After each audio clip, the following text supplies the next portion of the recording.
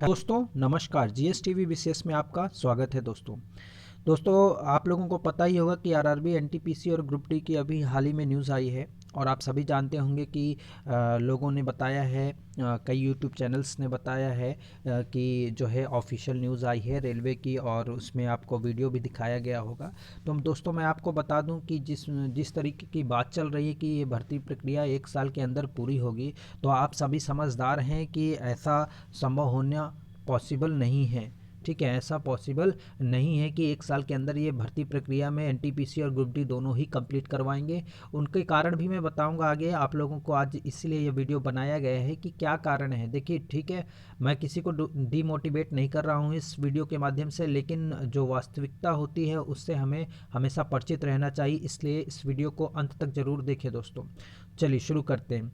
तो दोस्तों जहाँ तक बात चल रही कि 1 साल की भर्ती प्रक्रिया की, तो वो क्यों कंप्लीट नहीं हो पाएगी, इसके पीछे क्या कारण है, उसकी हम बात करते हैं। तो सबसे पहले मैं बात करना चाहूँगा दोस्तों आवेदन की संख्या। आप सभी को पता है एनटीपीसी और ग्रुप डी को मिलाकर 2 करोड़ से ज़्यादा बच्चे होते हैं। मैं एक मोटा मोटा आइडिया ले रहा हूँ, अगर एनटीपीसी और ग्रुप डी को मिला दूँ दोनों को, तो क्योंकि आप सभी जानते हैं कि 1 करोड़ 40 लाख तो एनटीपीसी में ही बच्चे हैं, तो 2 करोड़ 2.5 करोड़ का आंकड़ा जो पार कर जा रहा है दोस्तों। इतने ज़्यादा आवेदन, इतने ज़्यादा जो बच्चे कैंडिडेट, इनको एग्ज़ाम में बैठाना, उनका एग्ज़ाम करवाना, यही अपने आप में चैलेंज है। आप सभी को पता है कि 3 3 महीने एग्ज़ाम चलेगा। जब 3 महीने भैया एग्ज़ाम चलाएंगे ये लोग, तो पहले एनटीपीसी का CBT 1 होगा 3 महीने, फिर उसके बाद ग्रुप डी का CBT 1 होगा। तो ये आवेदन की संख्या इतनी बड़ी है कि एग्ज़ाम ही केवल एक फेज़ का 6 6 महीने चलेगा। तो पॉसिबल कहाँ से है कि 1 साल के अंदर ये करवाएंगे। और भी रीज़न है, आपको दोस्तों बता दें।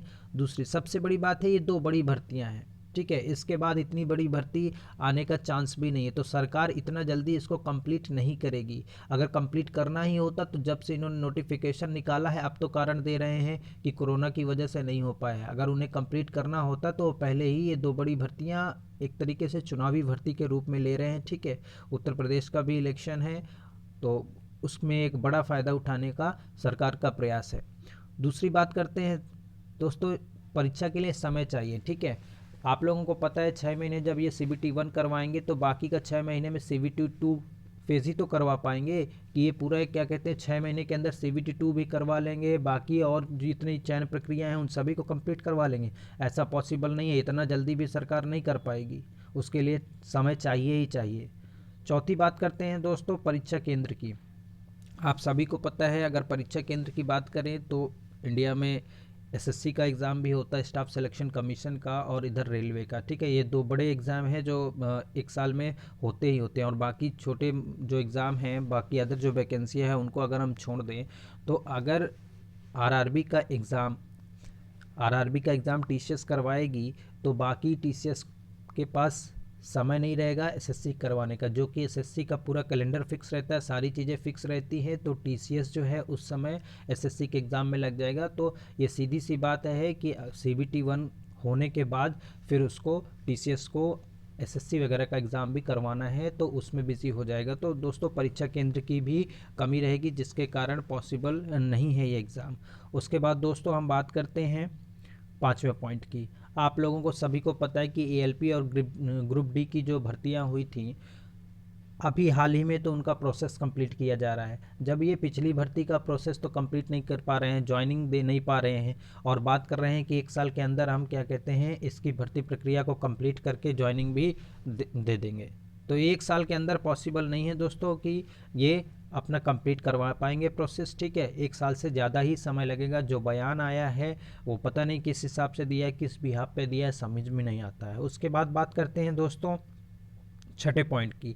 चयन प्रक्रिया के चरण के बारे में आप सभी लोग जानते हैं। CBT 1 होगा एनटीपीसी में, CBT 2 होगा, फिर उसके बाद टाइपिंग स्किल टेस्ट होने हैं, फिर उसके बाद डॉक्यूमेंट वेरिफिकेशन होता है, मेडिकल होता है, तब जाके कहीं ज्वाइनिंग लेटर मिलता है।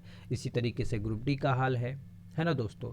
बस यही अंतर है कि CBT 2 नहीं है, बाकी उसमें भी दौड़ है, भर्ती प्रक्रिया में और भी प्रोसेस है, तो इतना जल्दी समय नहीं हो पाएगा। मैं किसी को डीमोटिवेट नहीं कर रहा हूँ स्टूडेंट्स को, मैं बस इतना बताना चाहता हूँ कि आप लोग इस समझदार हैं, इतना जल्दी भी भर्ती प्रक्रिया कंप्लीट नहीं होगी। लेकिन हाँ, सरकार जो है जल्द से जल्द कोशिश कर सकती है, प्रयास कर सकती है, लेकिन अवेयर रहें और अपनी तैयारी को बेहतर तरीके से करते रहें। दोस्तों, आप सभी को जीएसटीवी की तरफ से हार्दिक शुभकामनाएं आपकी तैयारी के लिए।